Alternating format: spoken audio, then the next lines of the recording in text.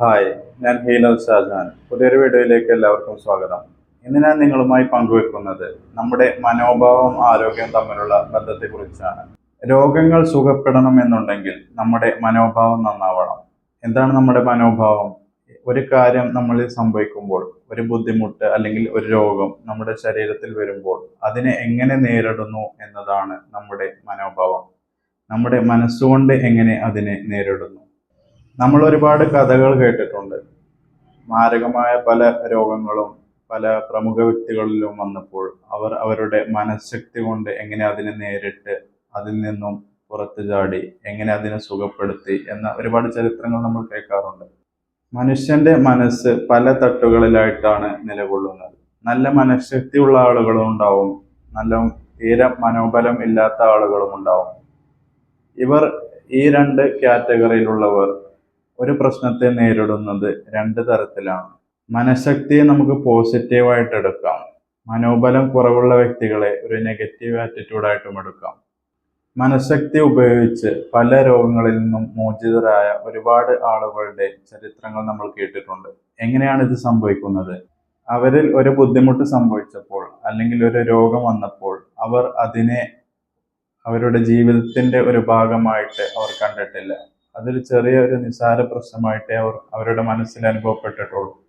നമ്മുടെ ജീവിതം നമ്മുടെ പ്രശ്നങ്ങളെക്കാൾ കൂടുതൽ വിശാലമാണ് എന്ന് മനസ്സിലാക്കിയപ്പോൾ അവർക്ക് അതിനെ നിസ്സാരമായി തോന്നുകയും അതിൽ നിന്ന് വളരെ ലളിതമായി മറികടക്കാൻ സഹായകമാവുകയും ചെയ്തു. ഇതാണ് അതിൻ്റെ അടിസ്ഥാന കാരണം. എന്നാൽ ഇപ്പോൾ എന്താണ് സംഭവിക്കുന്നത്?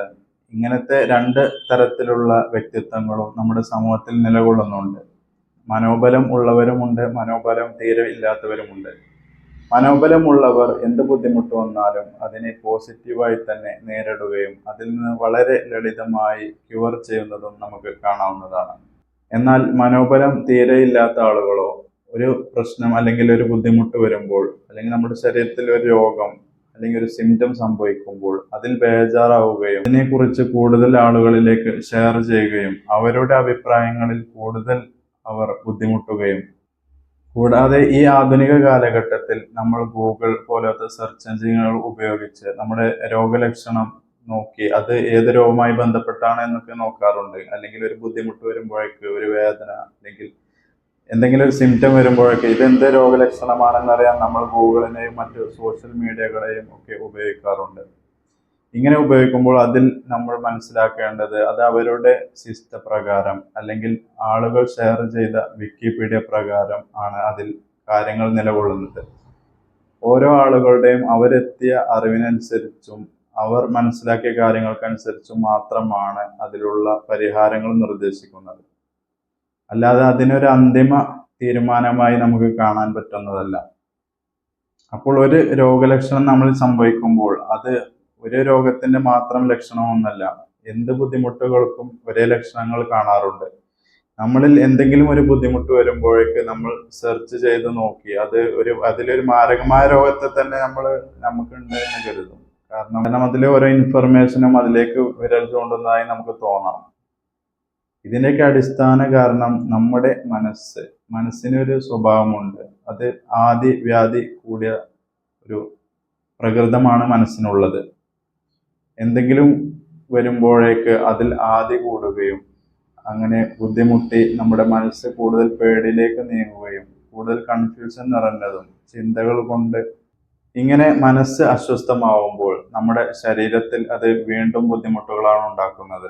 നമ്മുടെ രോഗം ചെറുതാണെങ്കിലും അത് കാരണമുള്ള അസ്വസ്ഥത വലുതാവുന്നത് കൊണ്ട് ശരീരത്തിൽ അത് വലുതായി തന്നെ റിഫ്ലക്റ്റ് ചെയ്യുന്നു. നമ്മുടെ ഉപബോധ മനസ്സിൽ എന്ത് നാം മനസ്സിലാക്കുന്നു അതിനനുസരിച്ചാണ് ശരീരത്തിന്റെ ഓരോ സെല്ലുകളും പാകപ്പെടുന്നത്.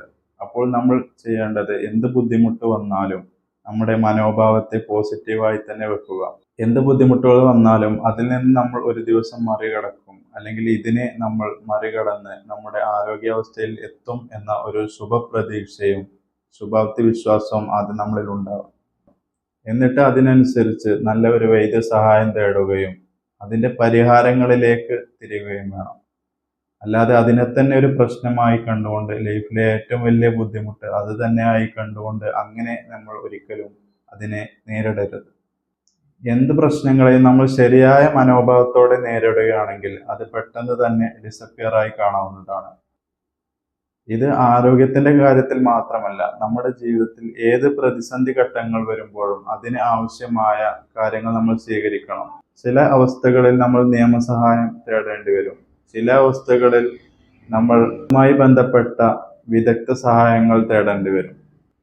അങ്ങനെ എന്താണ് ആ സാഹചര്യത്തിന് അനുയോജ്യമായത് ആ കാര്യങ്ങൾ മാത്രം തെരഞ്ഞെടുത്തുകൊണ്ട് അതിനെ നല്ല ഒരു മനോഭാവത്തിൽ നേരിട്ടാൽ ഏത് പ്രതിസന്ധിയിൽ നിന്നും വളരെ പെട്ടെന്ന് തന്നെ നമുക്ക് പുറത്തു കടക്കാവുന്നതാണ്.